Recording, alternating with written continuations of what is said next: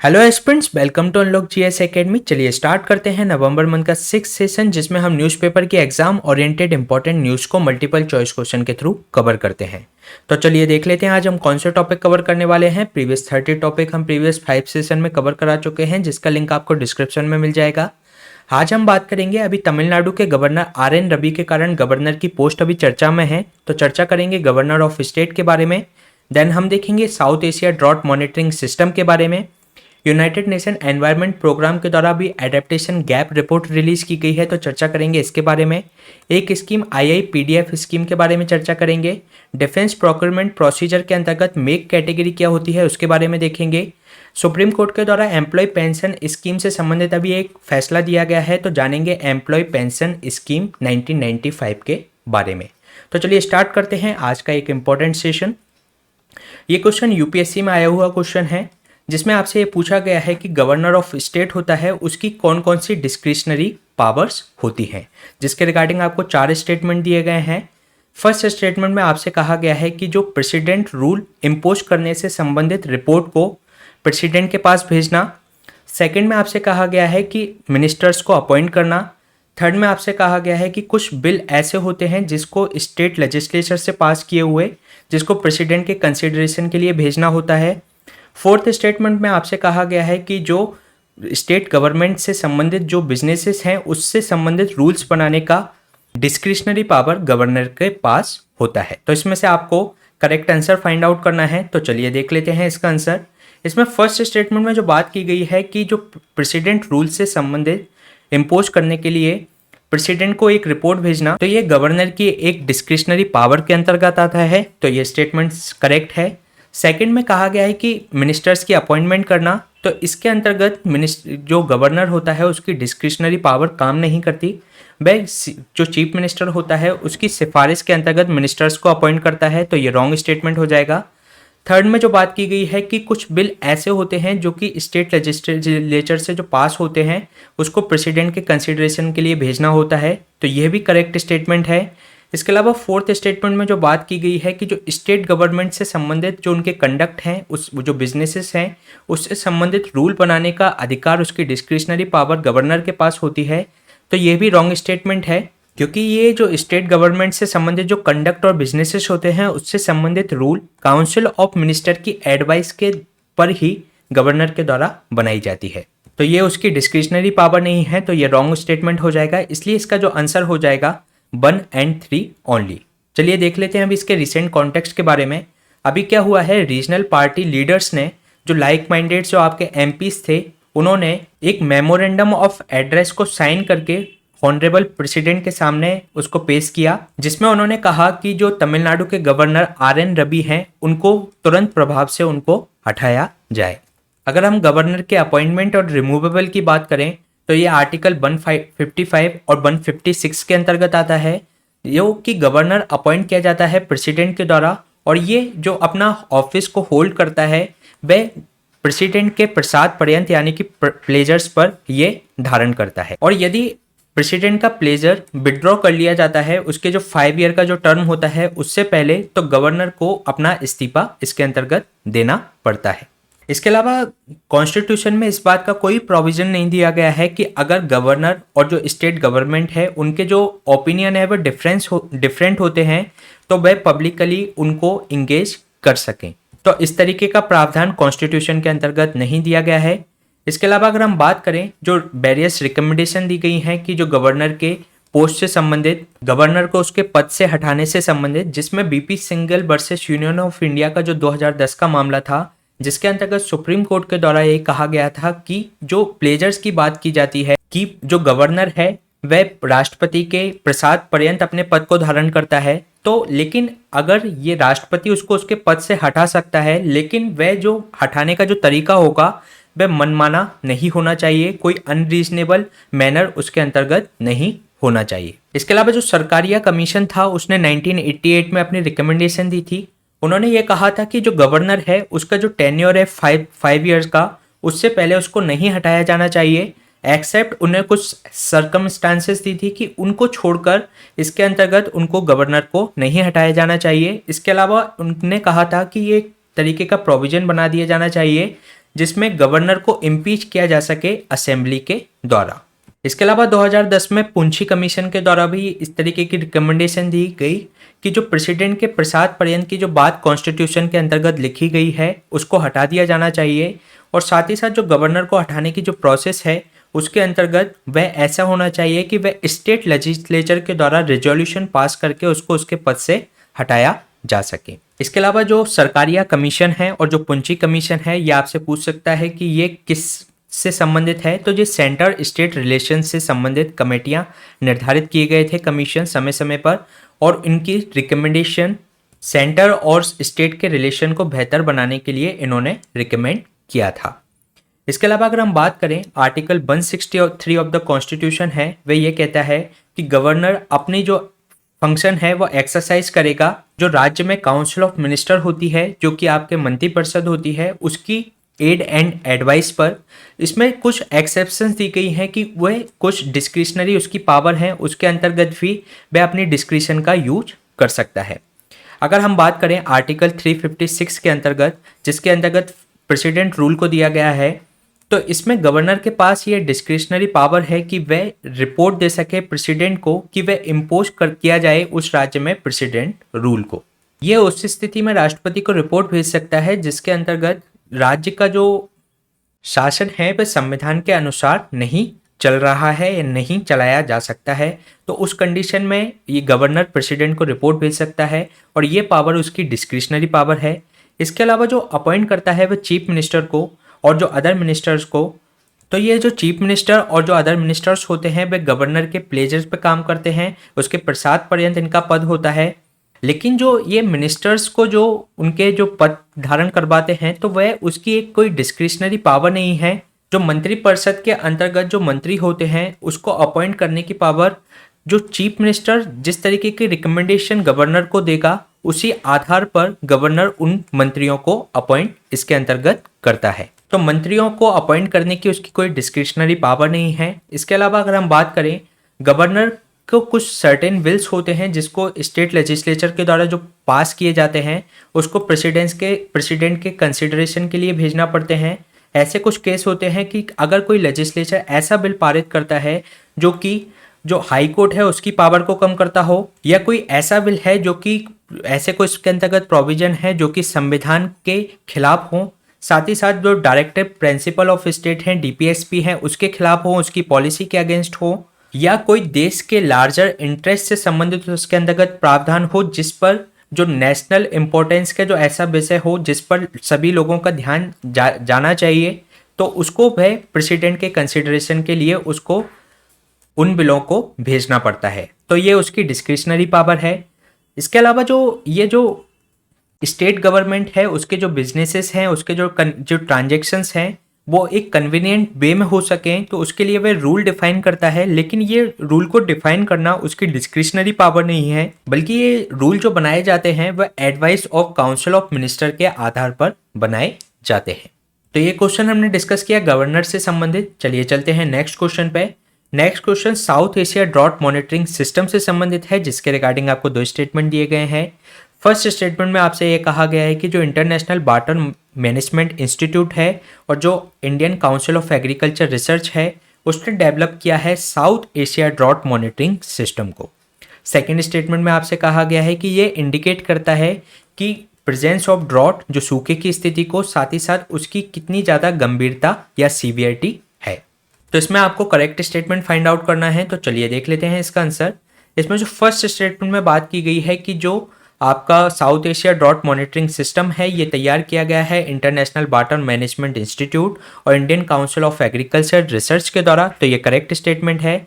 Second statement में आपसे कहा गया है कि ये इंडिकेट करता है जो ड्रॉट की कंडीशंस को, साथ ही साथ उसकी कितनी सीवियरिटी है, कितनी गंभीरता है उस लेवल की, ये डिफाइन करता है, इंडिकेट करता है। तो इसका जो आंसर हो जाएगा बोथ 1 and 2। चलिए देख लेते हैं इसके बारे में। जो इंटरनेशनल वाटर मैनेजमेंट इंस्टीट्यूट है एक नॉन प्रॉफिट रिसर्च ऑर्गेनाइजेशन है और साथ ही साथ जो Indian Council of Agriculture Research है दोनों ने मिलकर South Asia drought monitoring system को इसको तैयार किया है जो कि इंडिकेट करता है कि जो ड्रॉट की कंडीशंस को, प्रेजेंस ऑफ ड्रॉट को, साथ ही साथ उनकी लेवल ऑफ सीवियरिटी को। ये जो सिस्टम है ये 2017 से इसको इम्प्लीमेंट किया जा रहा है आईसीआर के द्वारा, आईसीआर के द्वारा, जो कि रियल टाइम जो कंटिजेंसी है, जो कि आपात स्थिति है, उसको ये मेजर करता है। साथ ही साथ ये उपयोग करता है ड्रॉट रेजिस्टेंट जो सीड होते हैं। इसके अलावा ये पोटेशियम नाइट्रेट उस पर छिड़कता है, अप्लाई करता है फसल के ऊपर, जिससे कि जो उसके जो सीड होते हैं वो ड्राई कंडीशंस से ठीक तरीके से कोप अप कर पाते हैं, उससे एडेप्ट कर पाते हैं। इसके अलावा अगर हम Indian Council of Agriculture research की बात करें तो एक ऑटोनोमस ऑर्गेनाइजेशन है under the department of Agriculture Research के अंतर्गत, जो कि ministry of agriculture and farmer welfares के अंतर्गत आती है। तो जो भी एग्रीकल्चर संबंधित जो रिसर्च होते हैं उनको परफॉर्म करने का काम Indian Council of Agriculture Research के द्वारा किया जाता है। तो ये हमने बात की South Asia drought monitoring system के बारे में। चलिए चलते हैं नेक्स्ट क्वेश्चन पे। नेक्स्ट क्वेश्चन हमारा एडेप्टेशन गैप रिपोर्ट से संबंधित है, जिसके रिगार्डिंग आपको 3 स्टेटमेंट दिए गए हैं। फर्स्ट स्टेटमेंट में आपसे कहा गया है कि इसको पब्लिश किया जाता है यूनेप के द्वारा, यूनाइटेड नेशन एनवायरनमेंट प्रोग्राम के द्वारा। कब से किया जा रहा है? 2014 से किया जा रहा है। सेकंड स्टेटमेंट में आपसे कहा गया है कि जो इसका रिकरेंट जो असेसमेंट किया जाता है, इसका जो आवर्ती मूल्यांकन किया जाता है, global progress on adaptation in 3 areas में ये असेस करता है, प्लानिंग के एरिया में, फाइनेंसिंग के एरिया में और इम्प्लीमेंटेशन के एरिया में। इसके अलावा इस जो रिपोर्ट का उद्देश्य है कि वह इन्फॉर्म करे नेशनल और इंटरनेशनल जो एफर्ट लिए जा रहे हैं उनके बारे में। तो इसमें आपको करेक्ट स्टेटमेंट फाइंड आउट करना है। तो चलिए देख लेते हैं इसका आंसर। इसमें जो फर्स्ट स्टेटमेंट में बात की गई है कि ये रिपोर्ट जो एडेप्टेशन गैप रिपोर्ट है ये पब्लिश की जा रही है यूनाइटेड नेशन एनवायरनमेंट प्रोग्राम के द्वारा 2014 से, तो ये करेक्ट स्टेटमेंट है। सेकंड स्टेटमेंट में जो बात की गई है कि इसका जो आवर्ती जो मूल्यांकन किया जाता है ग्लोबल प्रोग्रेस का, कि वह एडेप्ट कर रहा है इन 3 एरियाज, प्लानिंग के एरिया में, फाइनेंस के एरिया में और साथ ही साथ इम्प्लीमेंटेशन की स्थिति में, तो ये भी करेक्ट स्टेटमेंट है। साथ ही साथ जो थर्ड स्टेटमेंट में बात की गई है कि इसका जो रिपोर्ट है उसका उद्देश्य है कि वे इन्फॉर्म करें नेशनल और इंटरनेशनल लेवल पर क्या एफर्ट लिए जा रहे हैं उनके बारे में सूचित करना इसका उद्देश्य है। तो ये इसमें तीनों ही स्टेटमेंट इसके करेक्ट हैं। इसके लिए इसका आंसर हो जाएगा डी 1, 2 एंड 3। चलिए देख लेते हैं इसके बारे में।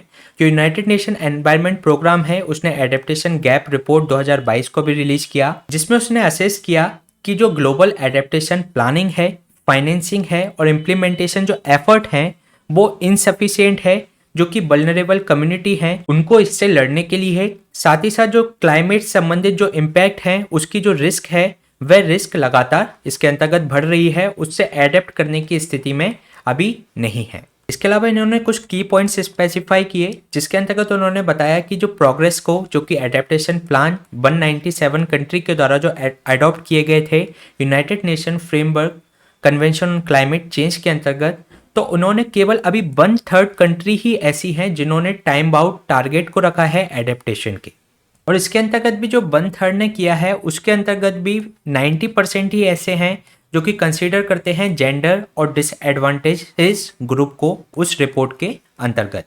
अगर हम बात करें फाइनेंस की स्थिति भी काफ़ी लो है।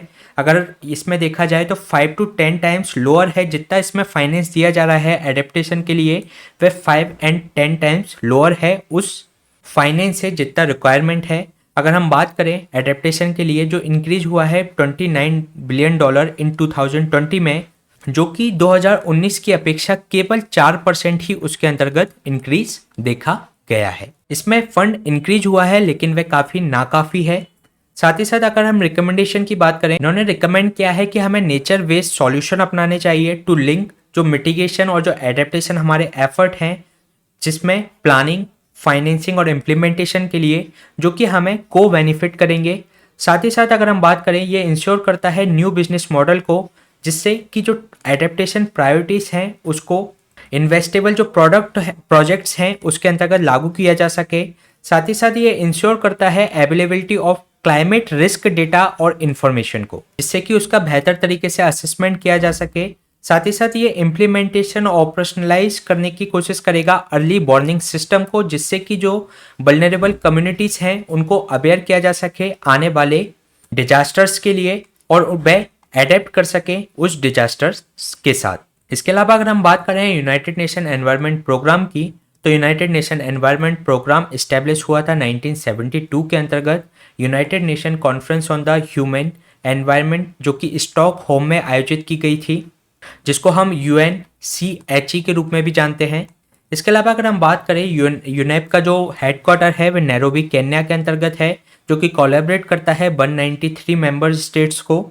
साथ ही साथ इसके अदर स्टेक होल्डर्स भी हैं जो कि एड्रेस करते हैं एनवायरमेंटल संबंधित जो कंसर्न्स हैं, जो चिंताएं हैं, through the UN environment assembly के द्वारा, जो कि यूनाइटेड नेशन असेंबली इसके अंतर्गत जो है यूनाइटेड नेशन एनवायरनमेंट असेंबली है, वह इसकी जो वर्ल्ड्स की top environmental decision making body है। साथ ही साथ ये एडेप्टेशन गैप रिपोर्ट के साथ एक रिपोर्ट और रिलीज करता है, इमिशन गैप रिपोर्ट। तो ये हमने क्वेश्चन डिस्कस किया एडेप्टेशन गैप रिपोर्ट से संबंधित। चलिए चलते हैं नेक्स्ट क्वेश्चन पे।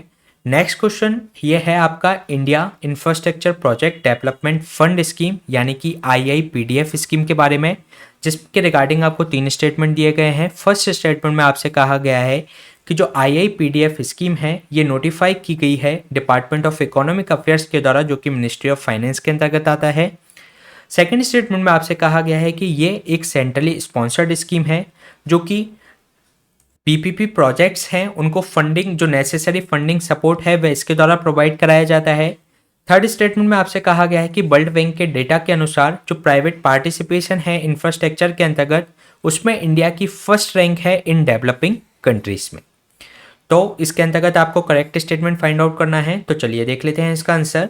इसमें जो फर्स्ट स्टेटमेंट में बात की गई है कि जो IIPDF स्कीम है ये नोटिफाई की गई थी department of economic affair ministry of finance के अंतर्गत, तो ये करेक्ट स्टेटमेंट है।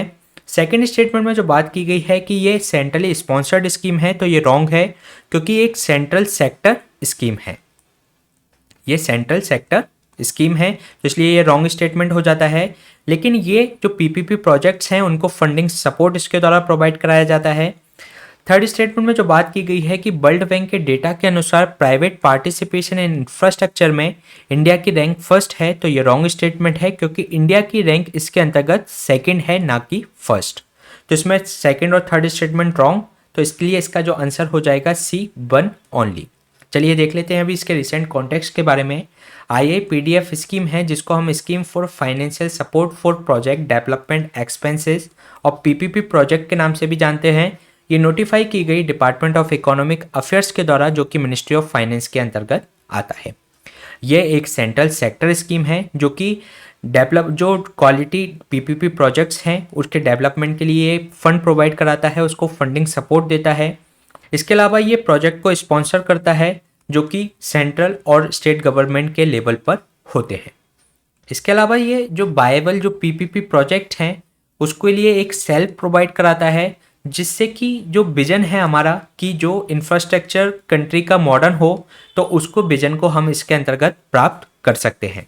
अगर हम बात करें IIPDF स्कीम के अंतर्गत, तो ये जो ऑपरेशनल ऑलरेडी अभी चल रहे हैं स्कीम्स के अंतर्गत, तो ये उनको फाइनेंशियल सपोर्ट प्रोवाइड कराता है PPP के अंतर्गत जो इंफ्रास्ट्रक्चर हैं उसके अंतर्गत, जो कि वायबिलिटी गैप फंडिंग स्कीम के अंतर्गत चल रहे हैं, उनको भी ये फंड प्रोवाइड कराता है। क्योंकि जो वायबिलिटी गैप फंडिंग है ये सपोर्ट करता है PPP प्रोजेक्ट को, क्योंकि ये जो इकोनॉमिकली जस्टिफाई कर पाता है, क्योंकि ऐसे जो प्रोडक्ट होते हैं जो कि अनबाइवेबल होते हैं उन प्रोजेक्ट को गवर्नमेंट के द्वारा इसमें सपोर्ट दिया जाता है। वायबिलिटी गैप फंडिंग के अंतर्गत होता क्या है कि जो certain % of the capital cost जो होती है प्रोजेक्ट की, वह गवर्नमेंट के द्वारा दी जाती है, जिसके अंतर्गत जो उस प्रोजेक्ट को वायबल बनाया जा सके, उसको सुगम बनाया जा सके। इसके अलावा अगर हम बात करें वर्ल्ड बैंक के डेटा के अनुसार जो प्राइवेट पार्टिसिपेशन है इन इंफ्रास्ट्रक्चर इन इंडिया के बारे में, तो इंडिया की रैंक उसमें सेकंड है इन डेवलपिंग कंट्रीज के अंतर्गत। अगर हम दोनों की बात कर लें नंबर ऑफ PPP प्रोजेक्ट के आधार पर या एसोसिएटेड इन्वेस्टमेंट के आधार पर, तो दोनों पर ही हम सेकंड नंबर पर इसके अंतर्गत आते हैं। इसके अलावा अगर हम IIPDF जो स्कीम है उसके बेनिफिट्स के बारे में चर्चा करें, तो ये प्राइवेट सेक्टर के फाइनेंस को एक्सेस करने में मदद करेगा। साथ ही साथ ये इफ़िशियंसी इसके अंतर्गत जनरेट करने का प्रयास करेगा, जो प्राइवेट सेक्टर्स की जो स्किल्स हैं वो इसके अंतर्गत इनकॉर्पोरेट करेगा। और जो इसमें ट्रांसफरिंग जो रिस्क होगी वो किसके पास चली जाएगी, हम ट्रांसफ़र कर देंगे जो गवर्नमेंट के प्रोजेक्ट हैं उसकी रिस्क प्राइवेट सेक्टर के पास चली जाएगी। तो इससे गवर्नमेंट प्रोजेक्ट्स को काफ़ी फ़ायदा होगा। तो ये हमने बात की IIPDF स्कीम के बारे में। चलिए चलते हैं नेक्स्ट क्वेश्चन पे। Next question, the make category of capital acquisition in defence procurement procedure से संबंधित है, जिसके रिगार्डिंग आपको 3 स्टेटमेंट दिए गए हैं। फर्स्ट स्टेटमेंट में आपसे कहा गया है कि जो डिफेंस प्रोक्योरमेंट प्रोसीजर है ये फर्स्ट इनिशिएट किया गया था 2002 के अंतर्गत under the ministry of defence, जिसके अंतर्गत जो मिलिट्री हार्डवेयर हैं उनकी खरीदारी को स्ट्रीमलाइन किया जा सके, उनको सुगम बनाया जा सके। सेकेंड स्टेटमेंट में आपसे कहा गया है कि जो make two of the government जो फंडेड होता है, जो कि इन्वॉल्व करता है प्रोटोटाइप डेवलपमेंट ऑफ जो इक्विपमेंट हैं, सिस्टम है, प्लेटफॉर्म है, साथ ही साथ उनके अपग्रेड से संबंधित हैं या कोई इनोवेटिव सॉल्यूशंस है, उनके अंतर्गत ये गवर्नमेंट फंडिंग की जाती है। थर्ड स्टेटमेंट में कहा गया है कि जो मेक वन है ये गवर्नमेंट फंडेड होता है। इसमें से आपको करेक्ट स्टेटमेंट फाइंड आउट करना है, तो चलिए देख लेते हैं इसका आंसर। इसमें जो फर्स्ट स्टेटमेंट में बात की गई है कि जो डिफेंस प्रोक्योरमेंट प्रोसीजर है फर्स्ट इनिशिएट किया गया था 2002 के अंतर्गत मिनिस्ट्री ऑफ डिफेंस के अंतर्गत, जो कि स्ट्रीमलाइन करता है प्रोक्योरमेंट ऑफ मिलिट्री हार्डवेयर के लिए, तो ये करेक्ट स्टेटमेंट है। सेकेंड स्टेटमेंट में जो बात की गई है कि जो मेक टू है एक गवर्नमेंट फंडेड होता है, जो कि इन्वॉल्व होता है इसके अंतर्गत प्रोटोटाइप या डेवलपमेंट या इक्विपमेंट या कोई इनोवेटिव सॉल्यूशंस हैं उनको ये फंड किया जाता है। तो ये रॉन्ग स्टेटमेंट है क्योंकि ये इसमें गवर्नमेंट फंडेड नहीं होता बल्कि प्राइवेट फंडेड होता है, तो ये रॉन्ग स्टेटमेंट हो जाता है। थर्ड स्टेटमेंट में जो बात की गई है कि जो मेक वन है एक गवर्नमेंट फंडेड है, तो ये इसके अंतर्गत करेक्ट स्टेटमेंट है, इसलिए जो इसका आंसर हो जाएगा A1 and 3 ओनली। चलिए देख लेते हैं इसके रिसेंट कॉन्टेक्स्ट के बारे में। ये इसका आंसर A1 and 3 ओनली है। तो अभी हाल ही के कॉन्टेक्स्ट की अगर हम बात करें तो रिसेंटली इंडियन आर्मी ने अप्रूव किए हैं 5 प्रोजेक्ट जो कि डिफेंस प्रोसीजर प्रोक्योरमेंट है उसके मेक टू रूट के अंतर्गत, जिसमें इंडियन इंडस्ट्रीज के द्वारा जो निके टेक्नोलॉजी है वो उसको डेवलप किया जाएगा। इसके अगर हम बात करें तो make category of capital acquisition है जो डिफेंस प्रोक्योरमेंट प्रोसीजर के अंतर्गत आती है।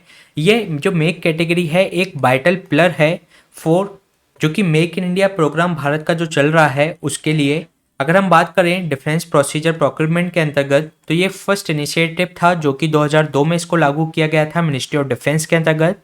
इसका उद्देश्य ये था कि जो हमारे जो प्रोक्योरमेंट है मिलिट्री हार्डवेयर का खरीदारी है मिलिट्री हार्डवेयर की, उसको स्ट्रीमलाइन किया जा सके, उसको सुगम्य बनाया जा सके फॉर आर्म फोर्सेस, और इसका जो खरीदारी है वह एक टाइम बाउंड मैनर में उसको की जा सके।